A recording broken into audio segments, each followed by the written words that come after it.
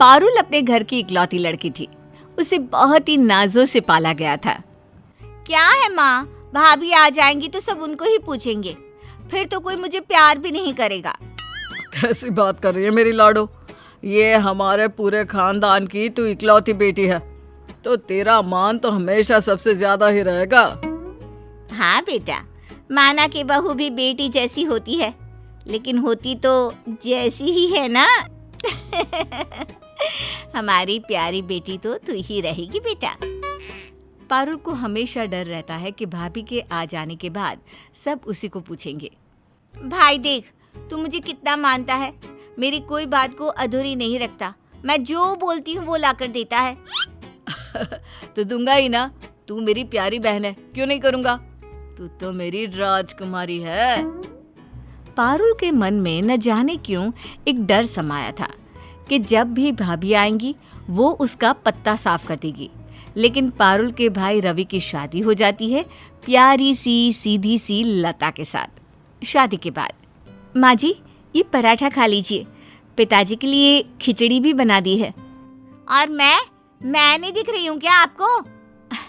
हाँ पारुल, किचन में आ जाओ, बताओ क्या खाना है, और थोड़ी मेरी मदद भी कर दो ना।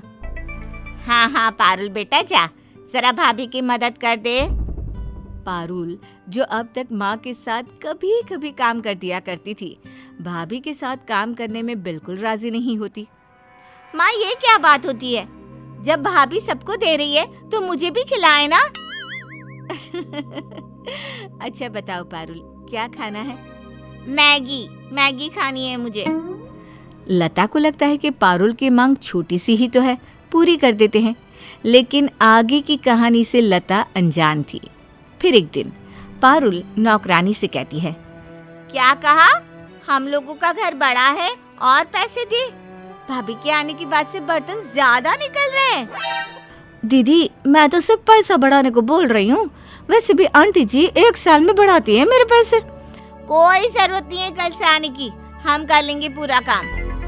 नौकरानी को पारुल भगा देती है। फिर अगले रोज, भाभी आप एक काम करो, झाड़ू पोछा कर लो, मैं बर्तन कर लेती हूँ। क्यों पारुल, काम वाली नहीं आने वाली है क्या? हाँ वो बोल रही थी तेरी भाभी के आने के बाद घर भी ज्यादा गंदा होता है और बर्तन कितने सारे निकलते हैं। अरे ये क्या बात होती है, मैं भी सिर्फ एक थाली में ही तो खाती हूँ जैसे सब। अब ये तो वही जाने, भाभी बोल रही थी इस घर में तो कोई काम नहीं करेगा, या तो पैसे बढ़ा दो। तभी वहाँ सास आ जाती है। ये क्या बात होती है? चलो कोई बात नहीं, घर में 3 औरतें हैं, सब मिलकर कर लेंगे काम। अब क्या इन नौकरानी के चक्कर में बहू खाना ना खाए? हाँ पर 3 कौन? मैं तो काम नहीं करूँगी, काम करूँ या पढ़ाई? और माँ तू तो वैसे भी हड्डियों की मरीज है। अरे कोई बात नहीं बेटा, धीरे धीरे काम कर लूंगी। ना माँ जी कोई बात नहीं, मैं काम कर लूंगी, आप और पारुल किचन को देख ले। देख, मैं तो बैठकर जो काम बोलेगी वो कर दूंगी, बाकी पकाने का काम पारुल का। अरे मैंने तो पहले ही कह दिया ना, वैसे भी भाभी को और काम ही क्या है। अब क्या था, लता बेचारी पूरे घर का काम करती, सारा दिन लगी रहती और बीच बीच में, भाभी, अरे ओ भाभी, जरा फ्रिज से अंगूर धोकर देना, खाने का मन कर रहा है। पारुल मेरे हाथ पोछे वाले हैं, खुद ले लो ना। अच्छा कोई बात नहीं, मैं माँ को बोल देती हूँ। अरे नहीं माँ को मत बोलो, वो अभी बैठी है, मैं दे रही हूँ। भाभी पारुल की हर डिमांड को पूरा करती और भाभी नौकरानी की तरह सारा काम करती और पारुल महारानी की तरह आराम। लेकिन कहते हैं ना, दिन सबके पलटते हैं। माँ, पारुल के लिए एक रिश्ता आया है, लड़का बहुत अच्छा है। अरे तो बात करना, बुला ले उन लोगों को। अगले दिन पारुल को देखने उसके ससुराल से लोग आते हैं। पारुल की होने वाली सास कहती है, क्या बात है, खाने को इतना सारा और सबके सब घर के बने, मानना पड़ेगा, बहुत ही गुणी लड़की दे रहे हैं आप लोग। तभी लता हाथ में चाय की ट्रे लेकर आती है। अरे ये नौकरानी क्यों चाय ला रही है? लड़की को चाय बनाना नहीं आता क्या? नहीं नहीं, पारुल को तो चाय बनाना बहुत अच्छे से आता है। वो क्या है ना, ये सारा खाना मेरी बहू लता ने बनाया है। और ये मेरी बीवी है, यानी कि इस घर की बहू, ना कि नौकरानी। सुबह से आप लोगों की आवभगत के लिए वो घर का काम कर रही थी, इसलिए वो तैयार नहीं हो पाई। ओह, ये पारुल की भाभी है और ये सब इन्होंने बनाया है। वाह वाह, क्या बात है। वाह, तब तो भाभी के गुण कुछ तो पारुल के अंदर आए ही होंगे। जरा बुलाइए तो। तभी पारुल आती है। नमस्ते। अरे नमस्ते नमस्ते, क्या बात है बेटी, बहुत सुंदर है तू तो। हमें तो भाई रिश्ता मंजूर है। वैसे क्या क्या कर लेती हो बेटी? वो क्या है, वैसे तो मैं सब कर लेती हूँ, लेकिन भाभी और माँ करने ही नहीं देते। ओहो, कोई बात नहीं, शादी के बाद लड़कियाँ अपने आप काम करने लगती है, तू भी करने लगेगी। हमने भी कौन सा काम किया था मायके में। ये तो आप किस्मत वाली थी बहन जी, जो इतनी अच्छी बहू मिली। वैसे बेटी से भी काम थोड़ा तो करवाना ही चाहिए। खैर कोई नहीं, हमें रिश्ता मंजूर है। सभी के जाने के बाद माँ, ये घर के काम पर बड़ा जोर दे रही थी, ऐसा क्यों? इन लोगों के घर तो नौकर चाकर की कमी नहीं है। फिर अरे ये बड़े घरों के हिसाब किताब अलग होते हैं, नौकर से भी तो काम करवाना पड़ता है ना। अब तुझे ही नहीं आएगा तो तू उनसे क्या काम करवाएगी? उतना तो मुझे आता ही है माँ। मेरी तो लॉटरी लग गई, यहाँ भी महारानी वहाँ भी महारानी। फिर क्या, हो जाती है पारुल की शादी रितेश के साथ। लेकिन शादी के बाद क्या बात है माँ जी, वो लोग दिख नहीं रहे। कौन लोग? मेरा तो परिवार इन 5 लोगों का ही है। वो नौकर चाकर जो घर का काम करेंगे। वो क्या है ना, शादी के बाद से ही घर फैला हुआ है, ऊपर से आज चाय भी कमरे में नहीं आई। तभी पारुल की ननद बोल पड़ती है। वो क्या है ना भाभी, माँ और मैंने मिलकर सारे नौकर हटा दिए। बहुत हो गया था नौकर के हाथ का खाना, अब तो भाभी के हाथ का खाना खाएंगे। वैसे भी आप सारा दिन क्या करेंगे हैं? पारुल ने जो काम अपने मायके में किया, वही उसके सामने ससुराल में दिख रहा था। मरती क्या ना करती, सारे घर का काम करती है, झाड़ू पोछा बर्तन खाना। फिर एक दिन थक कर, मैं अपने मायके जा रही हूँ रितेश, बहुत थकान होती है, सोच रही हूँ थोड़े दिन मायके जाकर आराम कर लूँ। वहाँ तो भाभी एक ऑर्डर पर खड़ी रहती है हाथ में खाना लेकर। पारुल मायके आती है कि वहाँ शाम को, भाभी जरा आलू की गर्मा गर्म पकौड़ों के साथ अदरक वाली चाय तो लाना। थोड़ी देर में पारुल के कमरे में एक नौकरानी पकोड़े और चाय लेकर आ जाती है। अरे तुम कौन हो और भाभी और माँ कहाँ है? तभी वहाँ लता आती है। ये हम लोगों के घर की परमानेंट नौकरानी है।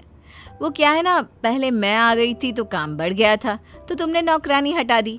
अब तुम चली गई तो काम कम हो गया, तो मैंने घर वालों को बोलकर नौकरानी रख ली। खाओ ना पकोड़े, ठंडे हो जाएंगे। पारुल सर पर हाथ रखकर बोलती है, हाय रे मेरे करम। ननद और भाभी का रिश्ता तेल और पानी की तरह होता है, दोनों आपस में कभी एक साथ घुल नहीं सकती।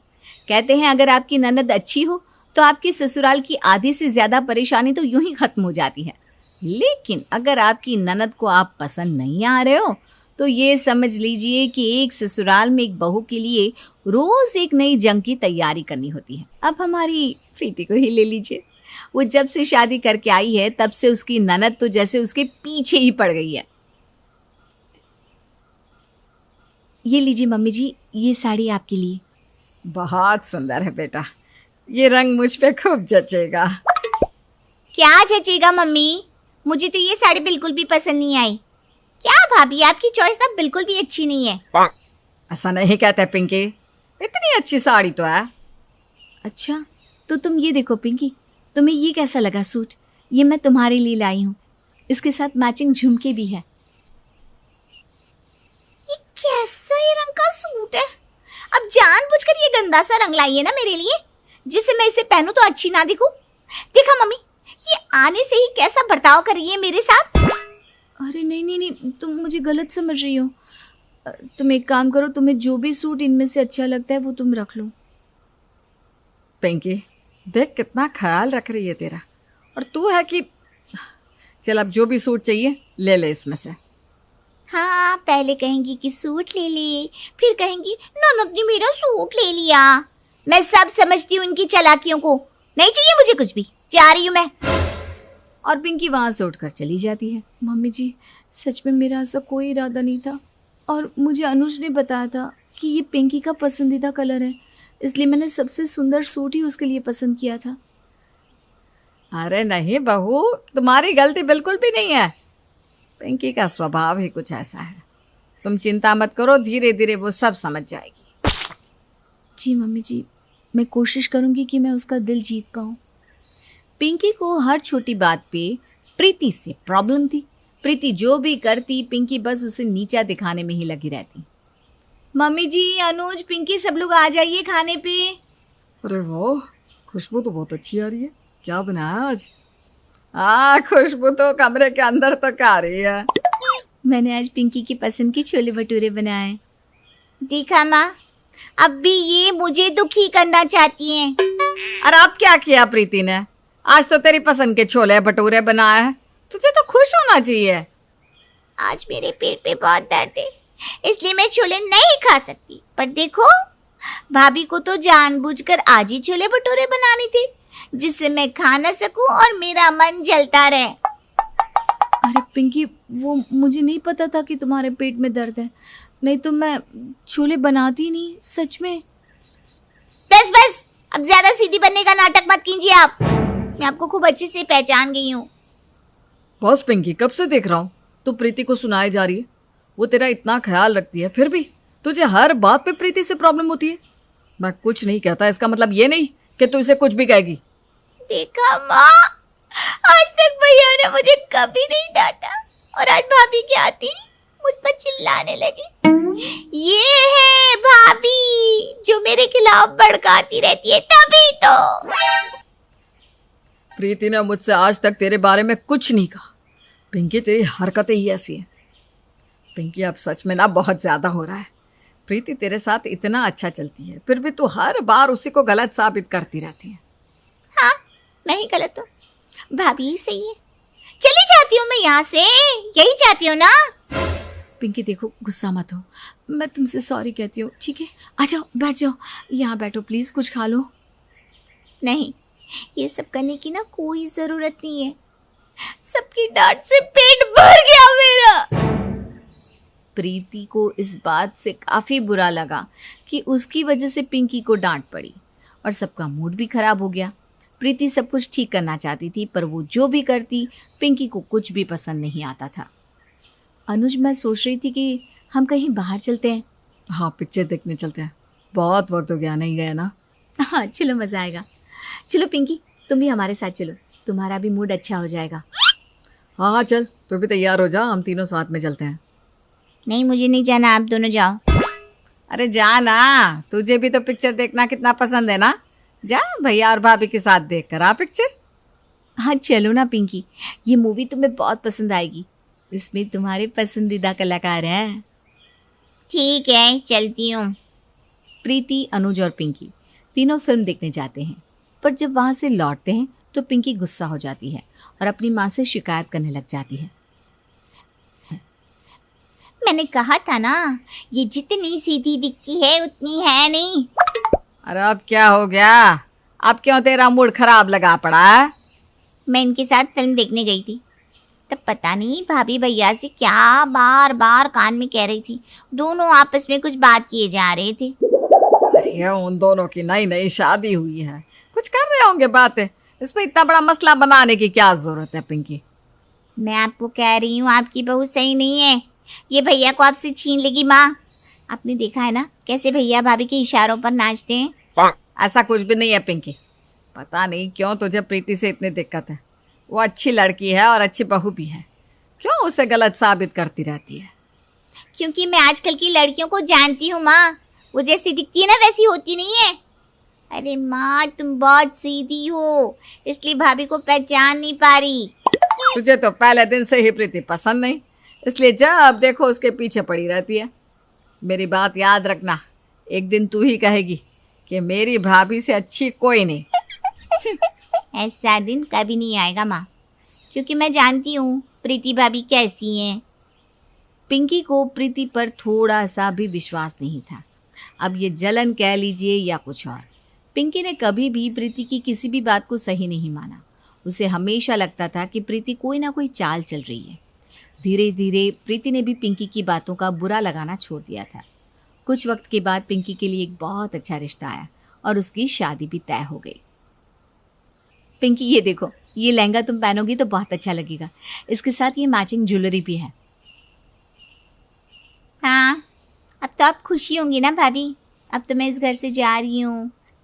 आपको परेशान करने वाला, आपको ताने मारने वाला अब कोई नहीं होगा यहाँ। अरे पिंकी, तुम ऐसा क्यों कह रही हो? तुम्हारे जाने के बाद मैं तुम्हें बहुत मिस करूँगी, सच में।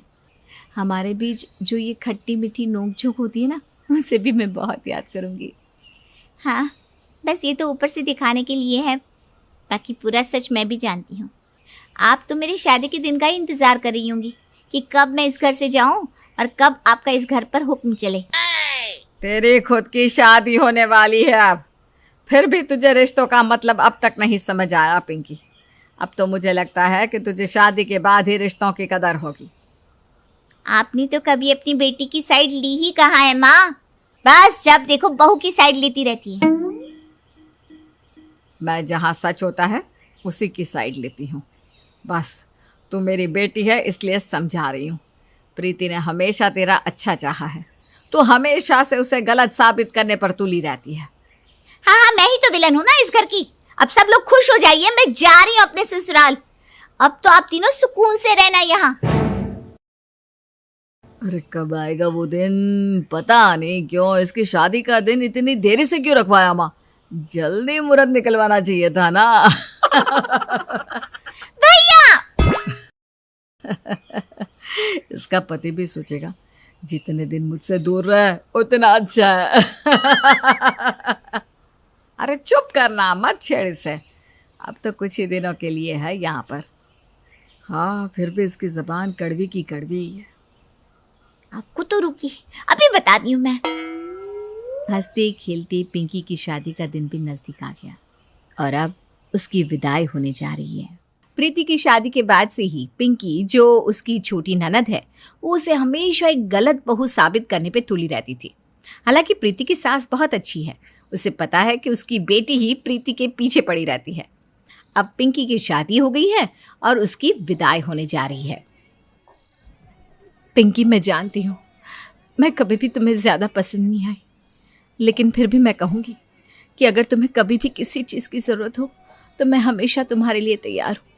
तुम्हें कभी भी लगे कि तुम्हें किसी की मदद की ज़रूरत है तो मुझे बेझिझक कह सकती हो।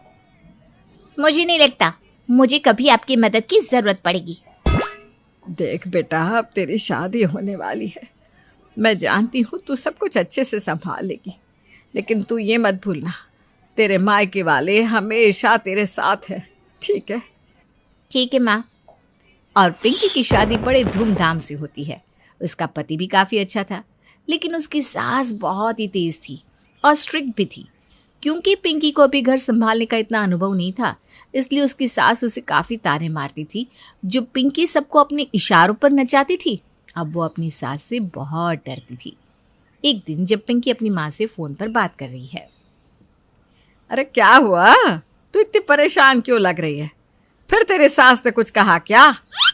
अरे माँ, मेरी सास तो इतनी सख्त है कि क्या ही बताऊँ तुम्हें।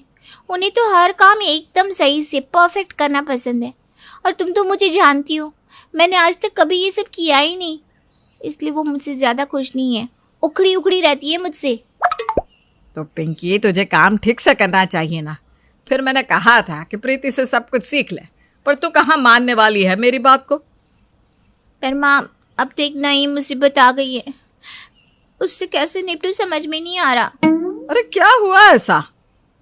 मेरी सास ने आज शाम को अपनी सहेलियों को बुला लिया है खाने पे, और कहा है कि वो उनकी खास सहेलियाँ हैं, तो उनके लिए कुछ स्पेशली बनाऊँ मैं। अगर मेरी सास की सहेलियों को खाना पसंद नहीं आया तो मेरी सास तो मुझसे और भी ज़्यादा गुस्सा हो जाएंगी। समझ में नहीं आ रहा क्या करूँ।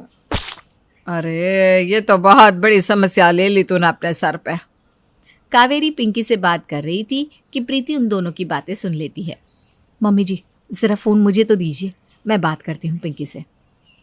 हेलो पिंकी, एक काम करती हूँ, मैं अभी तुम्हारे घर आ जाती हूँ।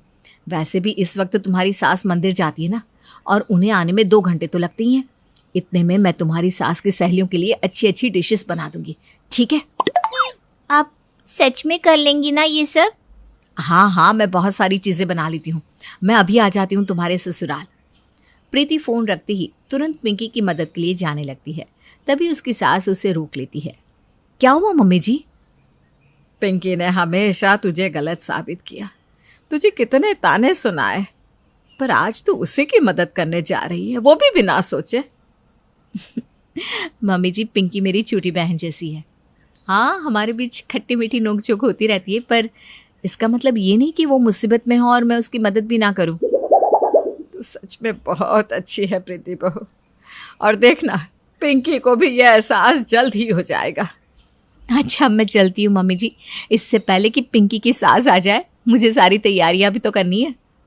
प्रीति पिंकी की मदद करने उसके ससुराल पहुंच जाती है। पिंकी ये देखकर काफ़ी खुश होती है। ये लो, मैंने छोले भटूरे, ब्रेड रोल्स और चाट भी बना दी है। तुम बस ये सब उनको परोस देना, ठीक है?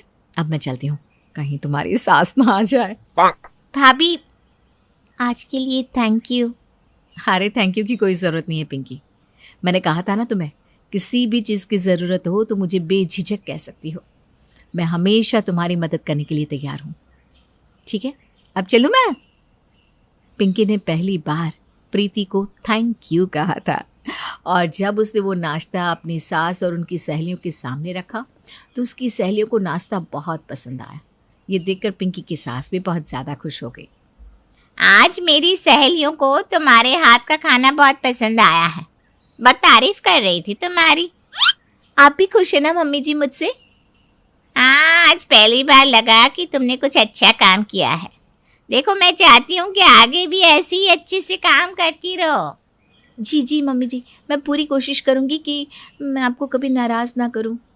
अच्छा, मैं सोच रही थी, उस दिन तुम कह रही थी ना कि तुम्हें तुम्हारे मायके जाना है, तो हो आओ कुछ दिनों के लिए। सच mummy ji? Thank you mummy ji.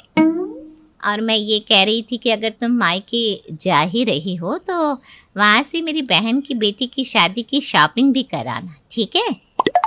Shopping? हाँ, क्यों तुम्हें याद नहीं? अगले महीने मेरी बहन की बेटी की शादी है, तो उनके लिए भी तोहफे ले आना, और अपने लिए भी अच्छे कपड़े, और मेरे लिए भी शॉपिंग कराना। मैंने देखा है तुमने अपनी शादी में जो कपड़े पहने थे और तोहफे लाए थे, वो काफ़ी अच्छे थे।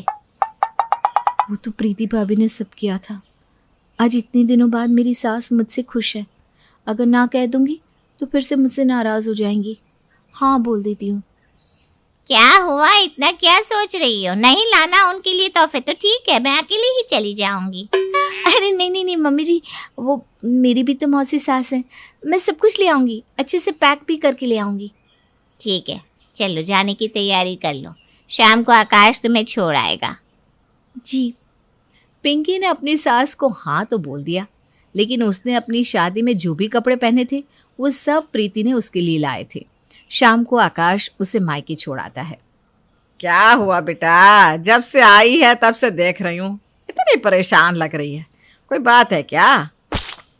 अरे माँ, मेरी सास ने मुझ पर भरोसा करके मुझे अपनी बहन की बेटी की शादी की तैयारियों का काम सौंपा है।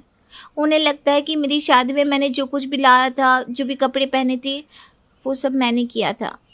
तो तूने अपनी सास को बताया नहीं कि वो सब तेरी भाभी ने किया था तेरी शादी में? नहीं माँ, मैंने सोचा कि पहली बार तो वो मुझसे खुश हुई हैं। अगर मैंने कह दिया कि मुझे नहीं आता तो मुझसे और नाराज़ हो जाएंगी। तो ठीक है, कोई बात नहीं, प्रीति है ना, हम उससे मदद ले लेंगे, वो मना नहीं करेगी। नहीं माँ, पहले भी उन्होंने मेरी बहुत मदद की है, फिर से मदद मांगूंगी तो मेरी ही बेइज्जती हो जाएगी। बेइज्जती? बेइज्जती कैसे इसमें? मैंने आज तक भाभी को कितना कुछ कहा है, हमेशा से उनको गलत बहू, गलत भाभी साबित किया है, और शादी के बाद अब मैं उनसे रोज रोज मदद मांगने लगी हूँ। अब तो वो मुझे ताना मारेंगी ही पक्का। तेरी यही गलती है पिंकी, पता है तुझे? तूने हमेशा प्रीति को गलत समझा और अब भी समझ रही है। तुझे क्या लगता है कि तू अब प्रीति से मदद मांगेगी तो वो तुझे ताने कसेगी, तुझे नीचा दिखाएगी? ना, बिल्कुल भी नहीं। उल्टा वो तो तेरी मदद करके हमेशा ही खुश होती है। तू ही है जो कभी प्यार से बात नहीं करती। तुझे यकीन ना हो तो खुद बात करके देख ले। रुक, मैं अभी प्रीति को बुलाती हूँ। अरे माँ रुको, तो क्या कर रही हो? प्रीति, प्रीति यहाँ आना जरा। हाँ मम्मी जी, कहिए, आपको कुछ चाहिए था? अरे नहीं, मुझे नहीं, पिंकी को कुछ बात करनी है तुमसे। हाँ हाँ पिंकी, बोलो ना, कुछ चाहिए था तुम्हें? वो भाभी, आपकी थोड़ी सी मदद चाहिए थी। अरे हाँ हाँ बोलो ना, क्या मदद चाहिए, मैं तैयार हूँ। बोलो क्या काम करना है, मैं अभी कर देती हूँ। आई एम सॉरी भाभी, मैंने आपको बहुत गलत समझा। प्लीज मुझे माफ कर दीजिए। मैंने आपको क्या क्या नहीं कहा, आपको हमेशा गलत साबित किया, पर आपने कभी मुझे अकेला नहीं छोड़ा, हमेशा मेरी मदद की, कभी ताना नहीं मारा। और आज आपकी वजह से मेरी सास मुझसे इतनी खुश है। अरे पिंकी, पिंकी रो मत, तुम मेरी छोटी बहन जैसी हो और बहनों के बीच नोकझोंक होती रहती है ना। रोना बंद करो, चलो रोना बंद करो। अब बताओ क्या मदद चाहिए? और प्रीति की मदद से पिंकी अपनी मौसी सास के लिए इतने अच्छे तोहफे और कपड़े लेती है कि जिसे देखकर उसकी सास फूली नहीं समाती। उसके बाद से पिंकी ने प्रीति को अपनी भाभी से सहेली बना लिया था। अब उन दोनों की इतनी पटती थी कि जितनी सगी बहनों की भी ना पटती हो। सही कहा है किसी ने, जब ननद खुद बहू बनती है तब उसे अपनी भाभी की कदर समझ आती है।